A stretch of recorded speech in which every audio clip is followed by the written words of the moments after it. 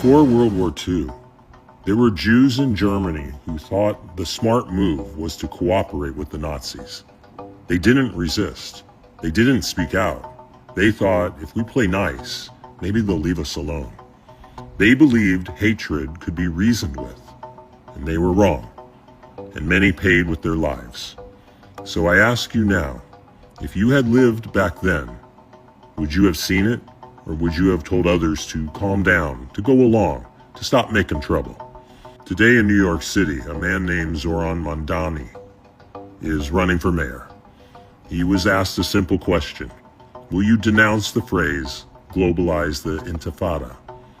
And make no mistake, Intifada refers to two bloody uprisings marked by suicide bombings, shootings, and the murder of civilians in buses, restaurants, and markets. To globalize it is to spread that method of violence across the world. It's not a metaphor, it's a message. And Mamdani refused to denounce it. Not because he didn't understand it, but because he did. This isn't about left or right. It's not about parties. It's about whether you recognize evil while it's still using slogans, or whether you wait until it's wearing uniforms. My friends, we are all anonymous, and we will not stay silent. So you keep saying that globalized intifada means something else for different people. That is not true. I have lived through 2 intifadas. I know exactly what they mean. An intifada means a violent uprising against the Jews. It means car bombing and bus bombing and ramming through people with cars. It means stabbing and shooting. That's what that means. And to globalize that means to take into America and into Western civilization what we have been through in the Middle East. Do you condemn that phrase, globalize the Intifada?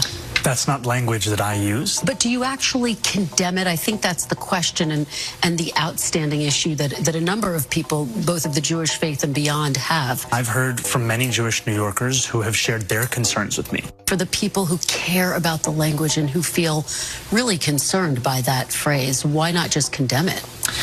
My concern is to start to walk down the line of language and making clear what language I believe is permissible or impermissible. Asked about his campaign proposal, which reads, quote, shift the tax burden from overtaxed homeowners in the outer boroughs to more expensive homes in richer, whiter neighborhoods.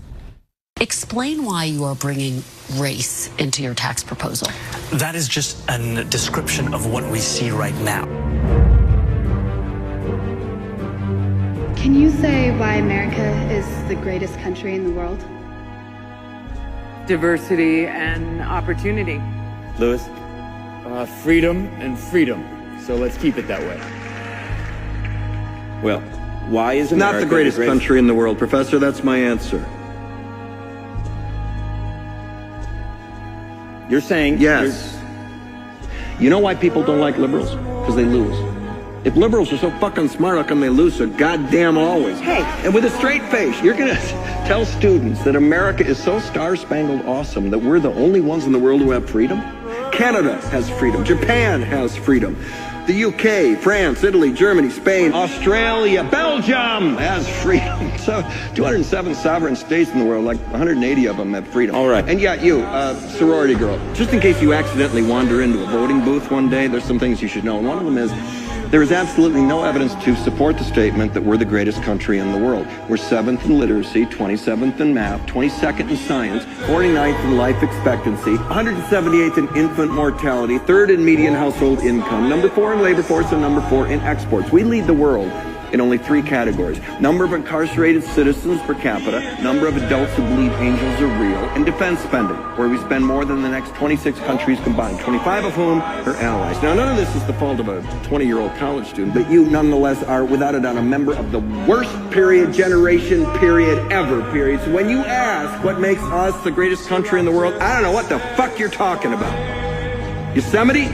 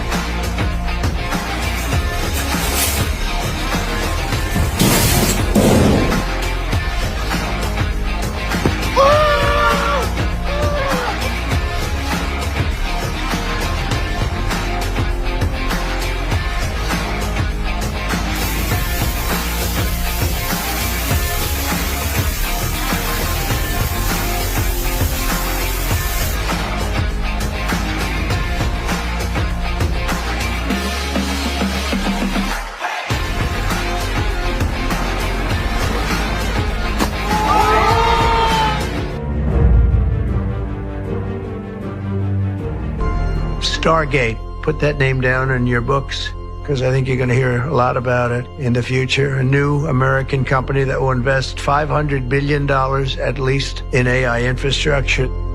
The data centers are actually under construction. The first of them are under construction in Texas, the Abilene location, which is our first location.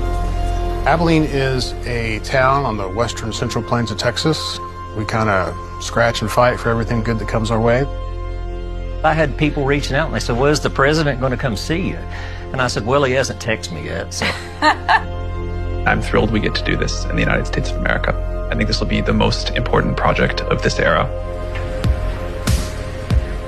Welcome to Abilene, Texas. This is the site of Project Stargate, a very mysterious, much talked about, much speculated about project that brings together OpenAI, SoftBank, Oracle. If it all comes together, building after building on this red dirt behind me will be filled with chips that'll power the AI revolution. What we're undergoing right now is sort of the largest infrastructure build in human history. It's going to create new ways of doing business, it's going to create new ways of invention, and it's going to really drive humanity forward.